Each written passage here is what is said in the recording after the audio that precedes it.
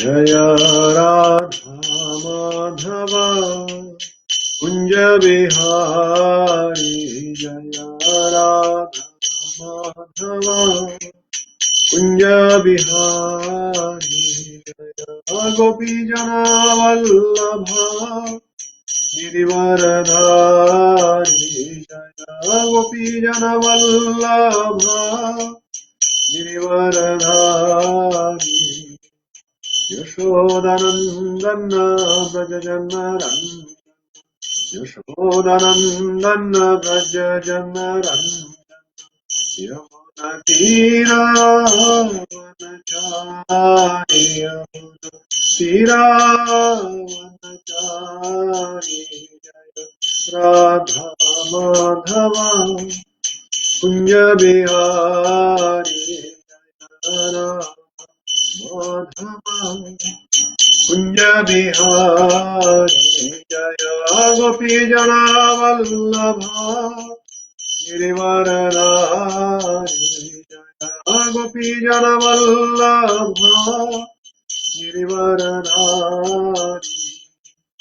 यशोदनंदन व्रज जनरन यशोदनंदन व्रज जनरन यमुना तीरावनचारि तीरावनचारि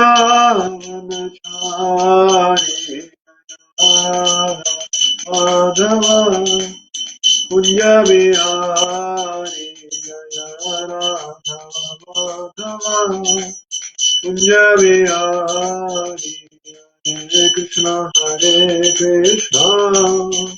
कृष्णा कृष्णा हरे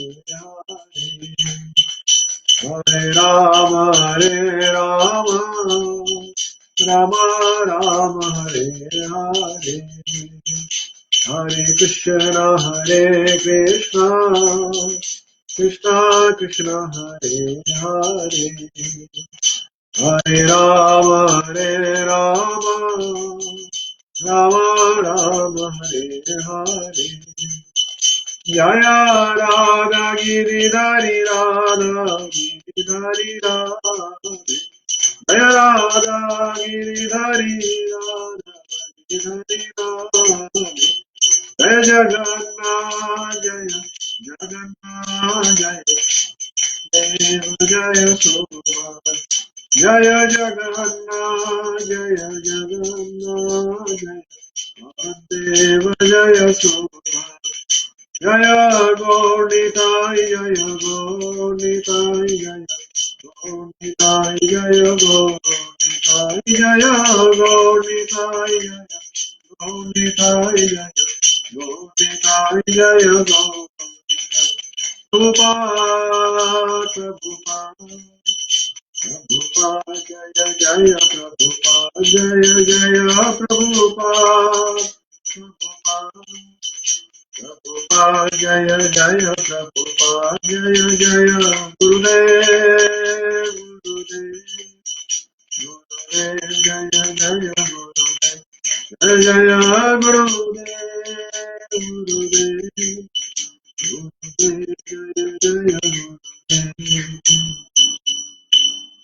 जय विष्णुपाद परमहंस परिव्रजकाचार्य अष्टोत्तर शतश्री देसी भक्ति वेदांत स्वामी श्रील प्रभुपाद की जय अनंत कोटि वैष्णव वृंद की जय रामाचार्य श्री हरिदास ठाकुर की जय प्रेम से कहो श्री कृष्ण चैतन्य प्रभु नित्यानंद श्री अद्वैत गदाधर श्रीवास आदि गौर भक्त वृंद की जय श्री श्री राधा गिरधारी भगवान की जय श्री श्री जगन्नाथ बलदेव सुभद्रा मैया की जय श्री श्री गौर निताई की जय निताई गौर प्रेमानंदे हरि हरि बोल all glories to the assembled devotees Hare Krishna all glories to the assembled devotees Hare Krishna all glories to the assembled devotees Hare Krishna all glories to lotus feet of Sri Guru and Sri Gauranga all glories to Srila Prabhupada all glories to Srila Gurudev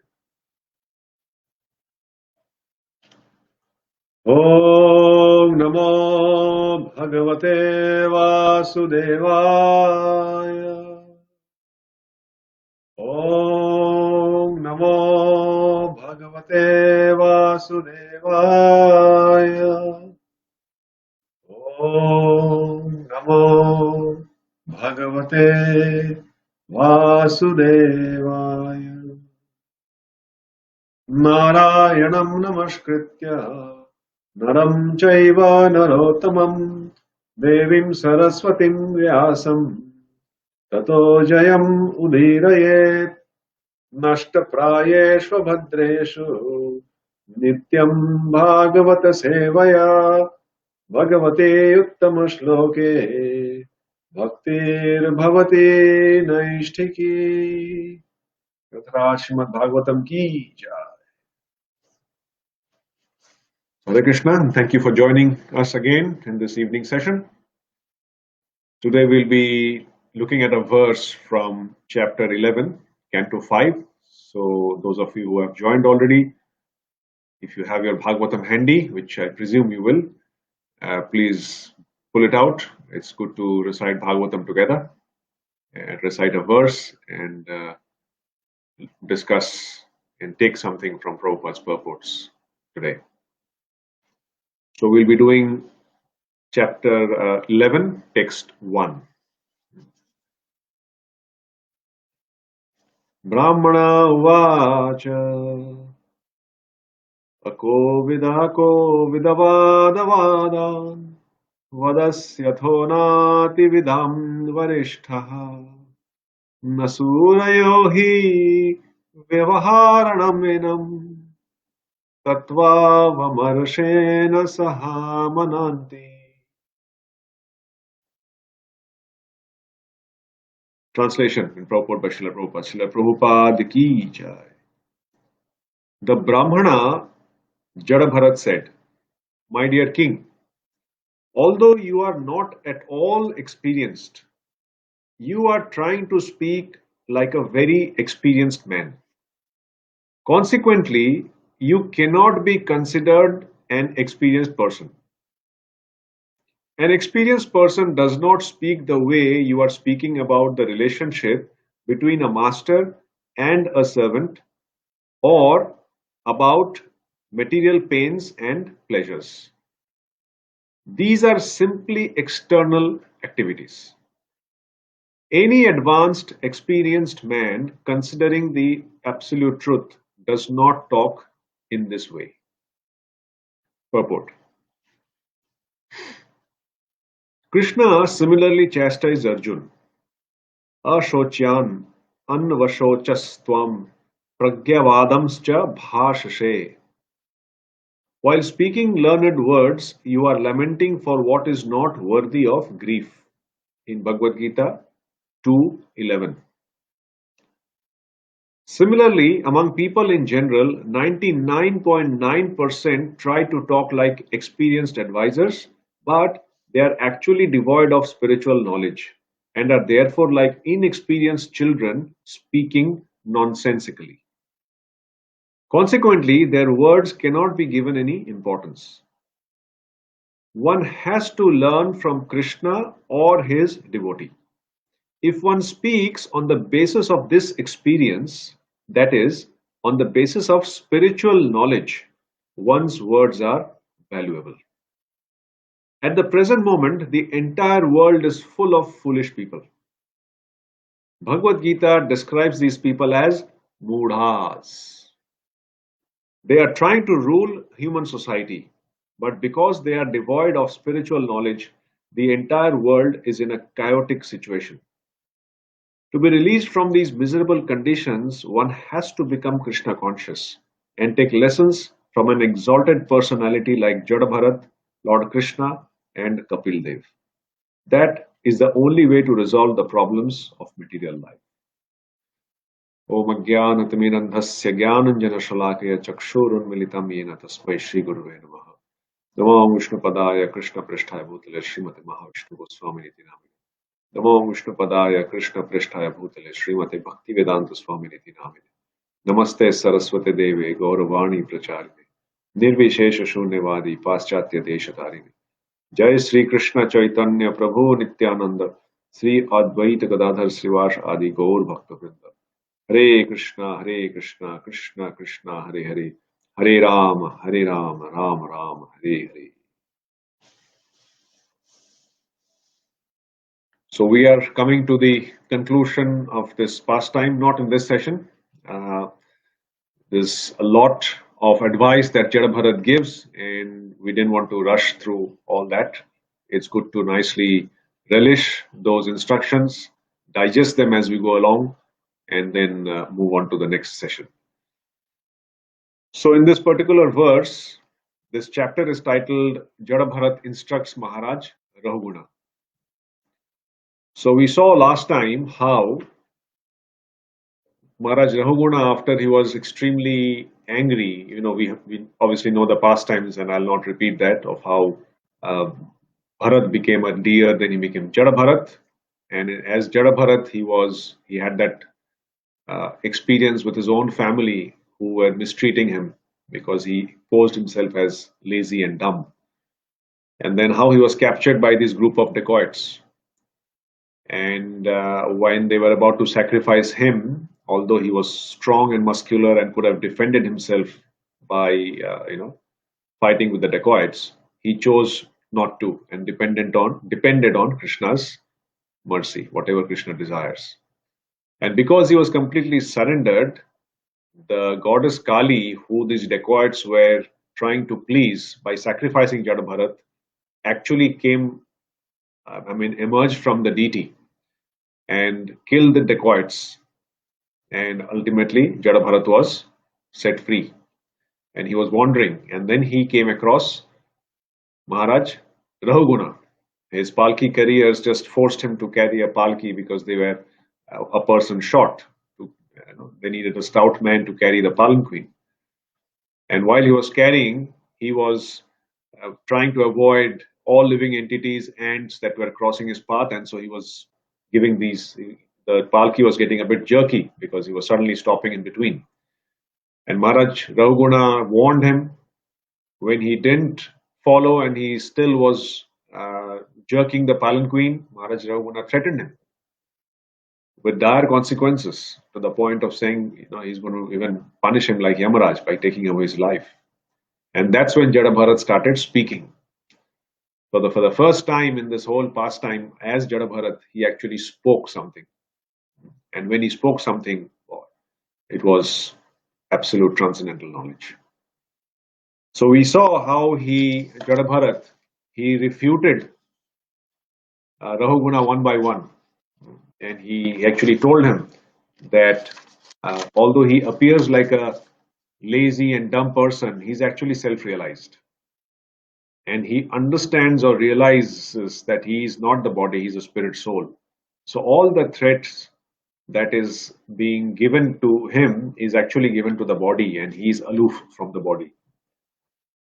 So when Jada Bharat was instructing him like this, refuting all his arguments, Rahuguna realized that he's actually not an ordinary person. He's just not a dumb, stout person, just wondering about. He's a self-realized soul. So he immediately got down from the palanquin, fell at his feet, and told him to forgive his offenses. And then he was afraid that he has already offended such a wonderful personality. So he says, please forgive me. I'm not afraid of Yamaraj or Indra's thunderbolt or Yamaraj's punishment, but I'm extremely afraid of offending a Brahmana. So one of the lessons is offending a Brahmana is a huge offense. It's a huge, it cannot be counteracted by anything. So Rahuguna knew that. He was a king, but he had the right values, he had the right knowledge to be raised as a king. But because of his conditioned existence, he was covered. He had the knowledge, but his knowledge was covered.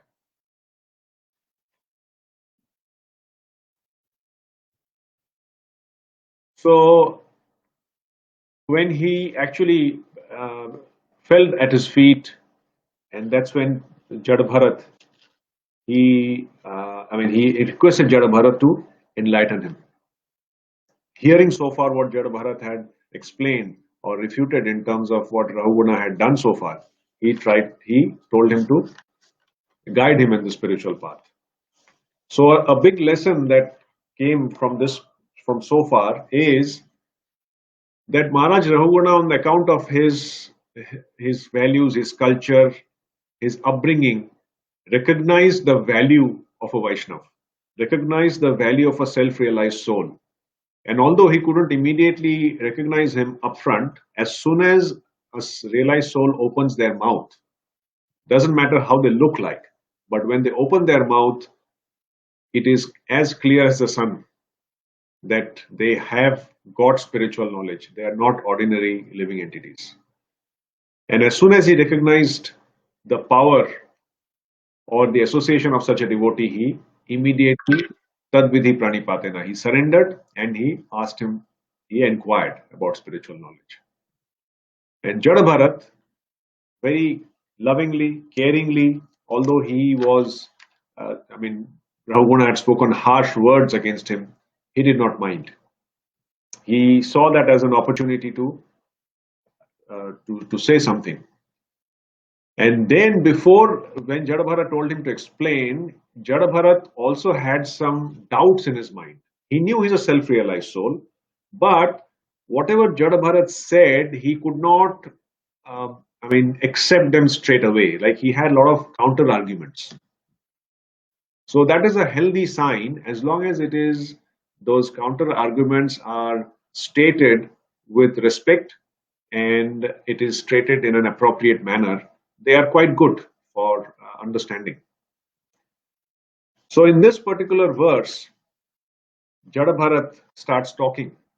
But before he starts talking, Maharaj Rahuguna, he tries to give him three arguments of kind of stating whatever he had done or whatever his thoughts were in the way he was conducting himself as a king, they were actually right. Like, they were, as per the Vedas, as per the Vedic injunctions. So he was trying to put that point across. So he said three things. So the first point, what did he say? First, he said that Maharaj Rahuguna is telling Jada Bharat that you are actually not fatigued, you're not tired, and you say that the soul is distinct from the body. I understand that. But how is it that the soul, although it appears different from the body, it is still experiencing pleasure and pain? How come?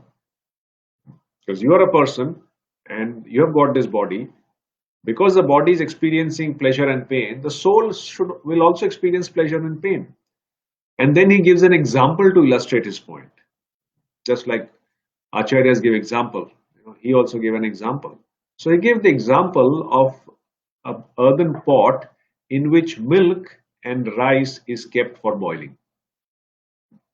So the pot is kept on the fire, then the milk is put in, and then the rice is put in, obviously to make sweet rice. So when the fire is on, what happens first? The pot gets heated. Directly the milk or the rice cannot get heated directly. Like, you can't just place them on the flame. So you need a container to hold the rice and the milk, then place it on the fire, and when the fire burns, the pot gets heated. And because the pot gets heated, it automatically transfers the heat to the milk and the rice. So similarly, he says that it is the body that is experiencing these pleasures and pains externally, but it does seem to affect the body and the soul together. How can the soul not be affected? So that's an argument or a query that Maharaj Rahuguna makes. That's the first one, that how come the soul does not experience pleasure and pain, although it is connected to the body, right? Sometimes we might have this question as well, right? That, does the soul not feel pleasure or pain? So that's a question. Second question. So the relationship between a master and a servant. you say is not factual. Remember last time we discussed how Jada Bharat was saying that today you are the master, I am the servant, but tomorrow our positions might change because nothing in this material world is eternal. Everything keeps changing. So he's saying here, Rahuguna is asking further on that point, that you said relationship between master and servant is not factual, it keeps changing, but it is a duty of the king to punish all disobedient citizens. Why? To teach them how to follow Vedic injunctions. So if they don't follow, then it is a duty of the king to punish them and bring them on the right path. So nothing wrong with that. So he is refuting that argument that although it is not factual, as what Jadabharat claimed, the king still has to do the duty of considering his citizens as his servants and to teach them to follow Vedic injunctions. That's the duty of the king. That's the second point. Third point, he says that ultimately one is purified of all their past sinful reactions by doing duty, even if they have to do this duty by force. So, in other words, if somebody has to do the duty but is not wanting to do it for some reason, then as a king, he can force them to do his duty. Why? So that they benefit by doing the duty. That was his argument. And we can see a lot of these arguments are arguments that people often they have some kind of a conception in their mind. People who think they are good, who think they are a bit well read spiritually, they put forward these kind of arguments. And this is exactly what Maharaj Rahuguna is putting forward to Jadabharat. After putting forward these three arguments, what he does is very significant. What does he do? He says, I have committed a big offense. I have insulted you, and you have actually showed me causeless mercy. If you don't show me causeless mercy, then I'll be vanquished. So, Maharaj Rahuguna, he put forward his arguments and he surrendered. And we see the same trend with Arjun in Bhagavad Gita, isn't it? So Arjun, in chapter 1, how he tells Krishna to take his chariot, then he looks at all his relatives and then he feels compassionate and he starts putting forward arguments to Krishna not to fight. And then towards the end of chapter 1, he decides not to fight. In chapter 2, Bhagavad Gita, he gives further reasons why he should not fight. And after giving all those arguments, what does he do? In chapter 2, text 7, he says, finally, I can't think. I've just lost my composure due to my miserly weakness. Please, I'm now a sincere soul surrendered unto you. Please instruct me. So the same mood of Arjun was the mood of Maharaj Rahuguna. He put forward all these arguments of what he thought. He was doing his duty. He thought he was doing his duty correctly. So he put forward these points to illustrate that he was actually doing his duty properly. But he also knew that Jadabharat would be the right person to give advice, to judge and give advice on what he should be doing to progress spiritually. And he surrenders unto him. And when Rahuguna surrendered, Jadabharat started giving him transcendental knowledge. So far, he was giving knowledge, but it was more in terms of refuting Maharaj Rahuguna or putting him in the right position, not really giving him the details of transcendental knowledge. So we see that a self-realized person, a pure devotee of the Lord, although he preaches, he does not start giving the detailed knowledge straight away. he waits for the disciple to be qualified, for the hearers to be qualified. Any hearer, not just disciples. Wherever he is talking, he wants to ensure that the hearers are qualified to receive this message. So same thing, all this is going on, all this process that we have described or we have discussed is to ensure that there is a right platform so that the hearer is qualified, such that the qualified speaker can transmit transcendental knowledge. And the platform was now set. Jada Bharat, after Maharaj Raghuguna surrendered and told him to show his mercy by enlightening him more about transcendental knowledge, Jada Bharat started speaking. So what did he say? This is this verse. So he says that although you are not very experienced, he's telling Maharaj Raghuguna. So although Maharaj Raghuguna is the king, he is now surrendered to this self-realized soul. So the self-realized soul is now taken on the position of a superior. And Maharaj Raghuguna, although he was the king of the entire province, he became his subordinate. So then Jada Bharat said, although you are not at all experienced, you are speaking like an experienced person.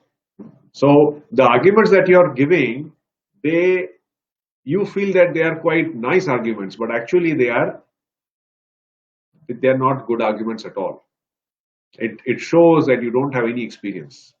Further, you cannot be considered an experienced person. Why? Because what you're speaking shows the lack of experience in your talks. It is said, isn't it, that a fool or a foolish person can fool people by his external looks. But as soon as he opens his mouth, the beans are spilled. You cannot conceal. So he says that while you're speaking about the relationship between a master and servant, or about material pains and pleasures, the way you are describing all this, it shows your inexperience, not your experience. Because these are all material external activities. Any advanced person or an experienced man will never talk like this. In the purport, Prabhupada talks about the 2 points that's very, very, very important and very interesting. And we see this happening all the time around us. We do find when we go for home programs or give classes amongst general public, there are always a few people who are ready to put forward challenging arguments. They might have read some Gita or something from the Puranas or some Vedas. They might have heard a little bit from here, there, and they form their own concocted opinions.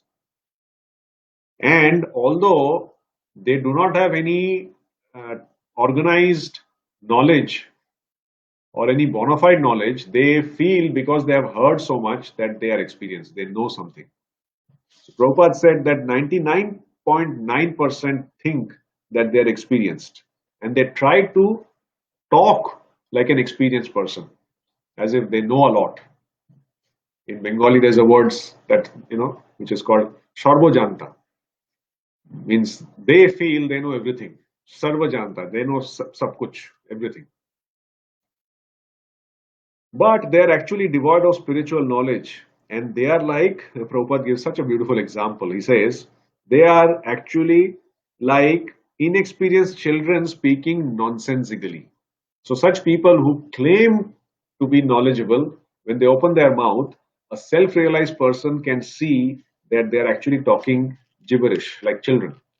It doesn't make any sense. Complete mental concoction. So Prabhupada says one has to actually learn from Krishna or his devotee. And that's why Prabhupada emphasized the Bhagavad Gita that Prabhupada gave us is Bhagavad Gita as it is. Unless we hear from Krishna or disciplic succession, all the information that comes will be useless, will not have the potency. So one who speaks on the basis of Shastra and on the basis of his realization of Shastra, that person's words are actually valuable. Valuable, what do you mean by valuable? Valuable mean that they carry the potency of the parampara. Because they carry the potency of the parampara, they have the ability to cleanse the heart of the hearer. So when the heart is cleansed, that person feels a connectivity, feels a bliss, feels an attraction to that transcendental message of Vasudeva. And that's how the connection with the Supreme Lord happens amongst all the living entities who are there hearing this message. So it is not just about important message, just an important message or important data. It's about cleaning of the heart. When the heart is cleaned, all these conditioned misgivings are cut.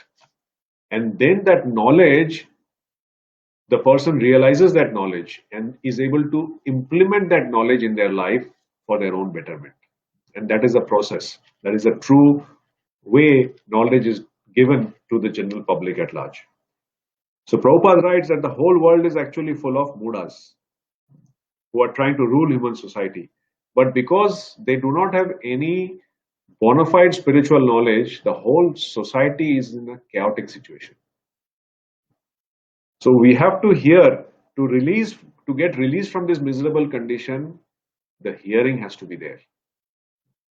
So Prabhupada instituted these Bhagavatam classes, Bhagavad Gita classes, so that people are able to hear, people are able to purify their hearts, people are able to realize these messages and implement them in their own lives and spread that message to others.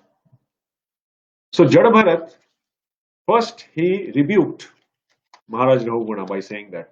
And then he talked about a very important aspect that Krishna also talks about in chapter 6 of Bhagavad Gita. He talks about the mind.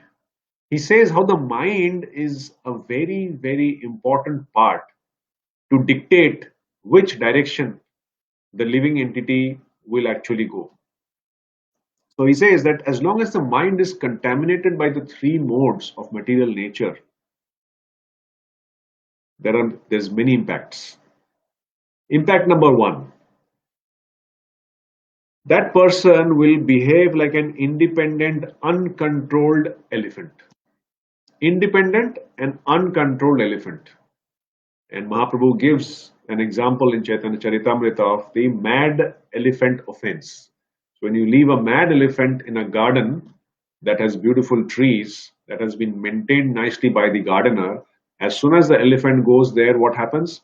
He destroys the whole garden in no time. So an uncontrolled mind is exactly like an elephant. Number two, such a person whose mind is not controlled and whose mind is contaminated by the three modes, he uses his senses for pious and impious acts. So his mind is always telling him, do this, you'll get some pious credits.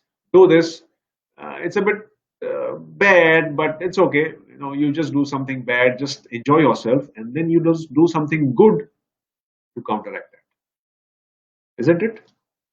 Sometimes we have that same feeling with devotional service also. Although we understand one of the offenses in chanting the holy name is what?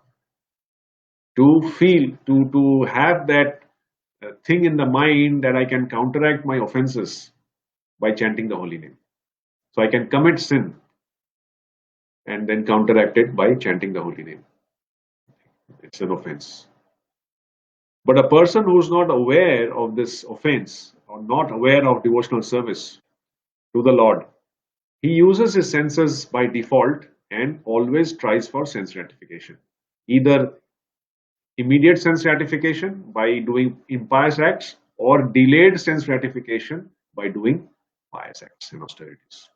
Third, he is subject to lag. Those of you who have done Bhagavad Gita, who have read Bhagavad Gita thoroughly know what is lag. L-A-G. That is lust, anger and greed. These are the three gates to hell. So they are subject to these three vices: lust, anger and greed. Fourth, they are always trying to fulfill their desires for sense enjoyment. Always. Fifth, Because they are constantly desiring sense enjoyment, when the time comes for them to leave their body, their desire for sense enjoyment is still intact. So when they take another body, they continue to have the desires for sense enjoyment and continue to engage in activities to fulfill those desires. As a result, what happens? They go from one body to another body to another body to another body. Number 6, that they are in their conditional life, and in their conditional life they are suffering, constantly suffering. So when a living entity is actually suffering, it is his own doing. It is his own mind that is causing him to suffer. It is said, isn't it, that pleasure and pain is nothing, it is not factual. It is not based on our surrounding. It is not based on the people we are with. Happiness and pain, pleasure and pain is a state of mind. When one chooses to be happy, then one can be happy even in the most miserable way existence. They can be happy. But when somebody does not know how to channelize their mind, how to tell the mind to be happy, then it's in the default mode. And default mode means dictation of the mind. Rather than mind controlling, they're controlled by the mind. So, because of all this, what happens? They are they are affected by disease, lamentation, illusion, attachment, greed, enmity. All these vices, they become a part of that living entity just because the mind is conditioned by these three modes. So, just like a good preacher, Jada Bharat, he first tells Rahuguna how the arguments he gave was because of the conditioned existence of his mind, which is covering his intelligence. And so he gave these arguments that because of his existence in this conditioned world, he has these conditions, these 6 conditions. But then he gives a solution. What does he say? So now you have to try and control this mind by devotional service unto the lotus feet of the Lord. And how do you do devotional service? By surrendering yourself unto the lotus feet of a spiritual master who is a representative of the Supreme Lord. By doing so, you will be detached from material sense gratification. And when you are detached from material sense gratification, you will revive your original Krishna consciousness. After Jada Bharat said this, it is time for Rahuguna to give some feedback. So he says that all doubts about the contradiction in the Shastra finally, after listening to Jada Bharat, was removed. Doubts were sorted. And he understood that his mind was contaminated. As if his vision was bitten by the serpent of pride. So his false ego had conditioned his mind. And that he understood to be a diseased condition, the jaundiced condition. So because he was in the diseased condition, when this medicine came in the form of nectar from Jada Bharat, he experienced that medicine actually counteracted his suffering. He felt blissful. Susukham kartum avyayam. Brahma bhuta prasannatma. So the Atma, we feel blissful from inside when we hear sincerely the topics of the Supreme Lord and devotional service. Then he said that your explanations definitely appear they are very good, but they are difficult to understand. So please repeat them in a much more simplified way. It's too difficult to understand. So please repeat them again. So Rahuguna, although he was knowledgeable, he put forward his arguments. Jada Bharat explained. He again counteracted. Jada Bharat explained about the mind, and now he's saying, I've still not really understood. Can you explain again? Now, Jada Bharat could have been, could have become, I just told you right now. Don't you understand? But no, it's a duty of a teacher to explain again and again and again with complete humility until the subject matter is digested by the hearer or a student.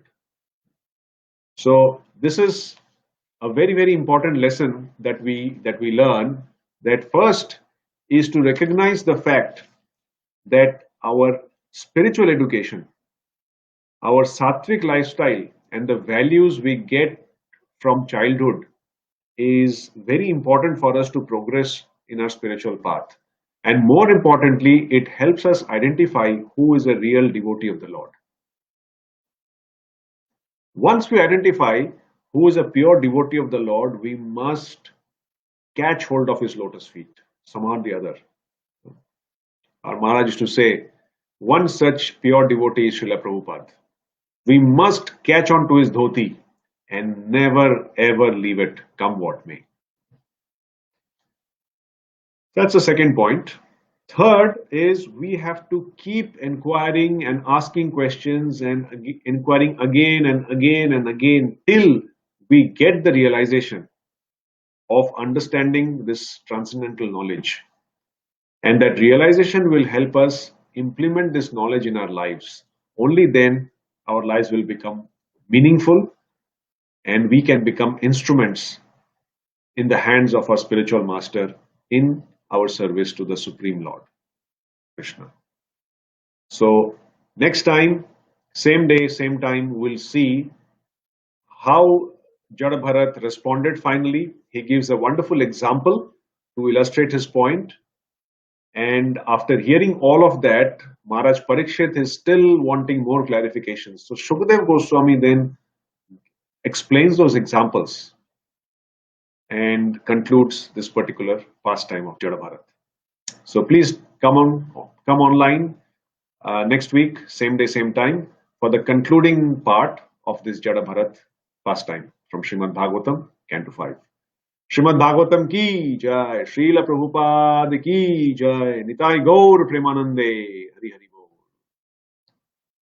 So thank you very much. Hare Krishna. I believe that there is a chat session to ask any questions or share any comments. If any of you who are listening at this point would like to ask something or share any points, I'll just be here for a few minutes. Otherwise, Hare Krishna.